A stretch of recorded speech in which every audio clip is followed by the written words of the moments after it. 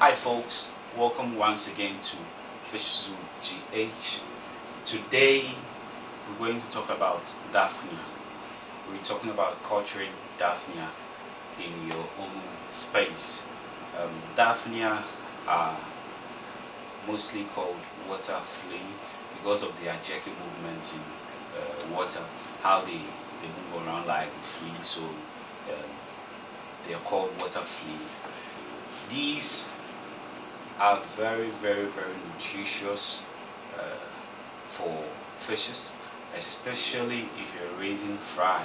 Fry here means tiny baby fishes from the very early stages, and it's good for all the types of fry we have, be it mollies, be it guppies, goldfishes, koi, all the fishes you can, even shrimps, all the aquatic animals in their tiny stages. Their mouths are so small that they need very tiny stuff to feed on, and some of those are brine shrimp, which are also very tiny.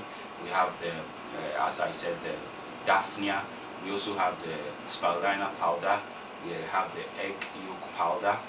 Everything for these fry are basically very tiny, hence but with Daphnia, for example, if you need very high protein for your fry, then Daphnia is one of the live food source for your aquarium fishes. There are a few steps that you would need to follow in order to be able to culture your Daphnia. Once again, it's an aquarium and you need to fill it with water, but not just any water, because you don't have to put in the chlorinated water. No, Daphnia, just like your other fishes, don't like chlorine in your tap water, so you use Daphnia, for example. You don't need to even have fresh water, but you can use your aquarium water that you have siphoned out, or when you do water changes, that water can be used for the Daphnia, because that water there contains a lot of minute organisms which Daphnia can also feed on as well in the food chain. So if you don't have water from your aquarium, then now you can use stored water. That's or you can use stored water or your tap water, but you need to get the chlorinator so that you get rid of the chlorine. The next step here is that you need an air pump.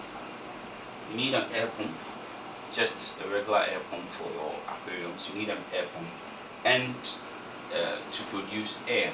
But for example, in here, I am not using the air stone. Why are we not using the air stone?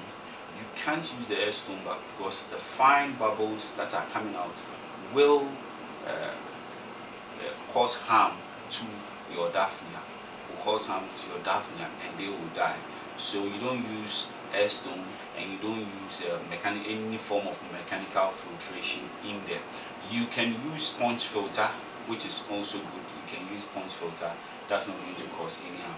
But here in this setup, I'm going to use just the bubble from this, just the bubble, as you can see from this. You need to keep your temperature between 18 to 22 degrees Celsius. That is the best condition for your Daphnia.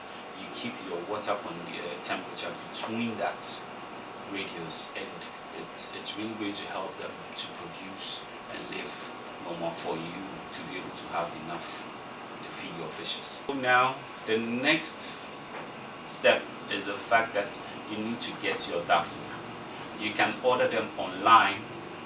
And to be delivered to you just like you buy fishes online.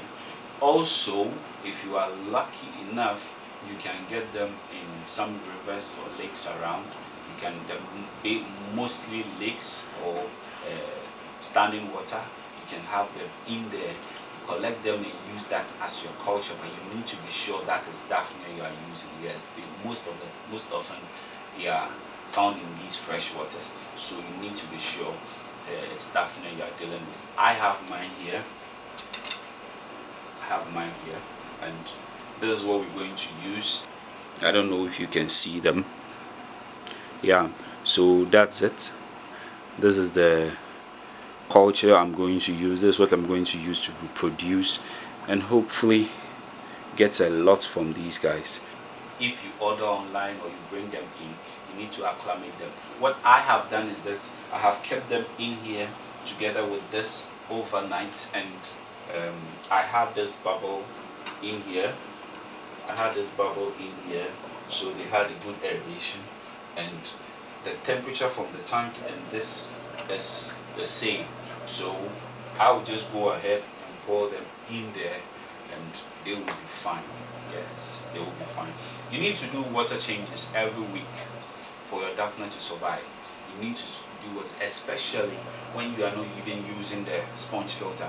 You go ahead and then we do them.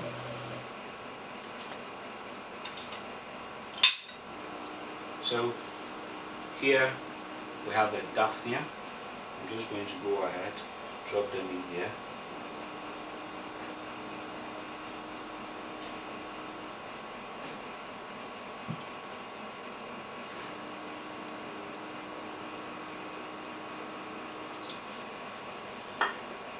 Yes. And we already have our air in here. So the feeding, you don't need to overfeed them. When you overfeed them, they crash, they die, and they are gone. So what you do is that you drop in a tiny bit. With experience, the water becomes a little bit cloudy, and that is enough. When you realize that they have exhausted it, then you can later on add more. So spirulina, I use spirulina, but I intend getting the yeast to add. You can add the yeast to it. What you do with the yeast is that you use a little bit of hot water, pour it in there, you leave it down for 10 to 15 minutes, and then you find a fine bubble up on it. Pop, then you are ready to go. You add it and it works for them. They consume it. So this is how cloudy it gets as the food goes down.